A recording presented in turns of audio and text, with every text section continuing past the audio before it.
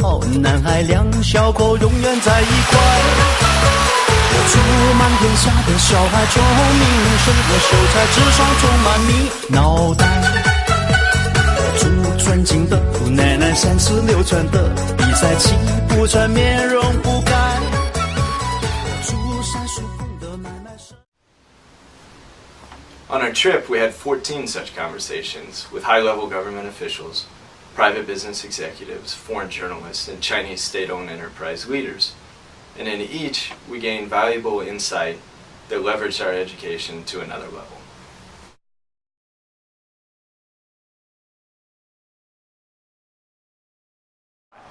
I think the Chinese and Latin Americans are all realizing that we have a lot of common interests and we can cooperate both in economic fields and in other political occasions like multilateral institutions. We will see much more Chinese interest in Latin America, much more investment, much more Chinese investment in Latin America, probably increase of Latin American exports to China, but also an increase in tensions in the basket of goods that are being exported to China versus the goods that are being imported. So there are going to be probably much opportunities, but we will see more WTO cases against China. Because this relationship is becoming more and more dynamic and more interesting. And it's just one student raised a question about the US strategic emphasis, more strategic emphasis on Asia-Pacific region. And I think with this shift, there might be more space for US, China, Latin American cooperation in the future, with bigger Latin American participation in Asia-Pacific region. 你觉不觉得就是比如说世博会的你们当时使用的这个模式，其他国家可不可以引进？这个有没有这个价值？然后他提了巴西的例子，他们快要办那个奥运会。China's government deciding to invest so intensively in their education system to encourage another generation of scientists and engineers and researchers who will be able to develop the next wave of innovation for domestic innovation. I think that's an incredible lesson that unfortunately Latin America is not doing enough of. Definitely social conditions are changing in Latin America and education is becoming more important.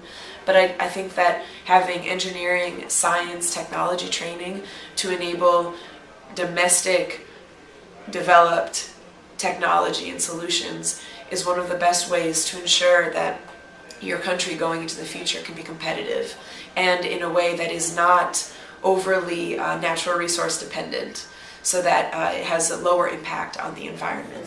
I think this group is part of what should happen, right? You should get on the ground in China, see for yourself, interview, meet experts, but also dive in and go outside of the big cities and see how things work and try to find the people who... Great. Matt, thank you so much for taking time to talk to us today. Sure. You participated in the China trip 3 years ago. I did. And we wonder if there's any particular experiences or events that you took from that trip that are especially important to you today.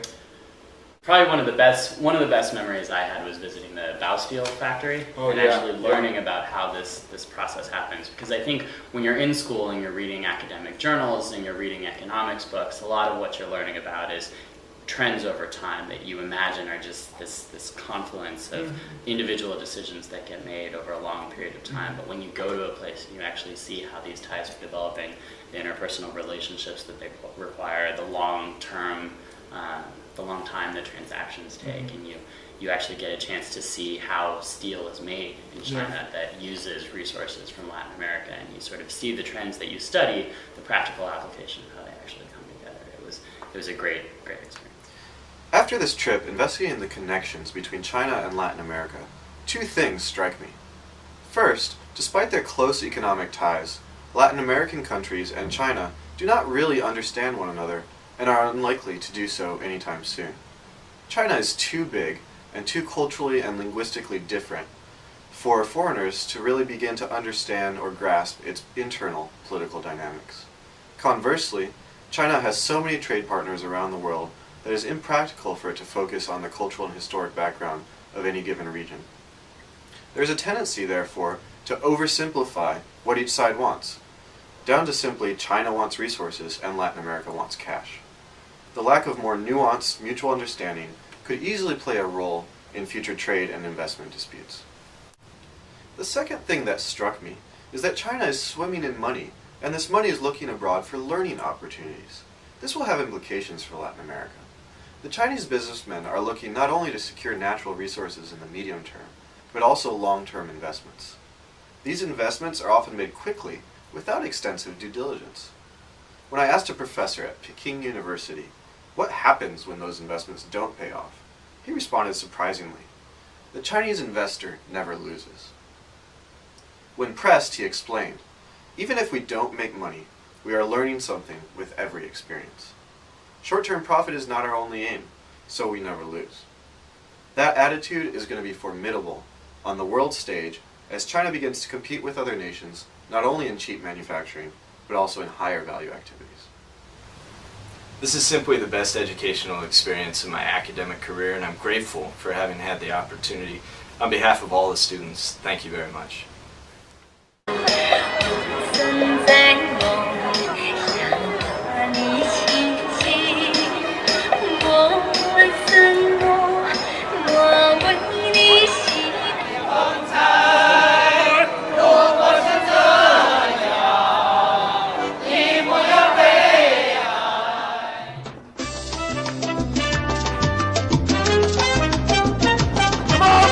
I'm coming for you!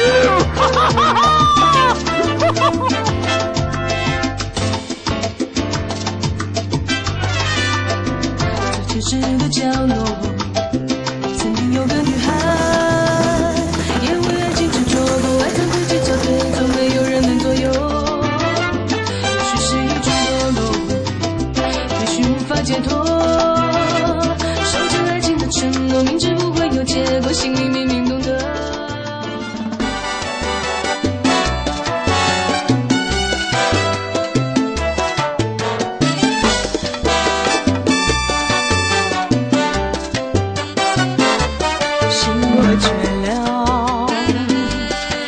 也干了，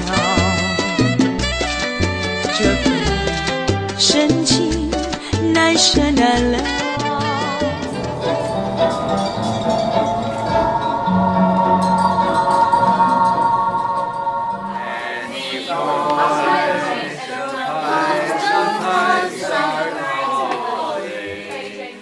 From glen to glen and down the mountainside.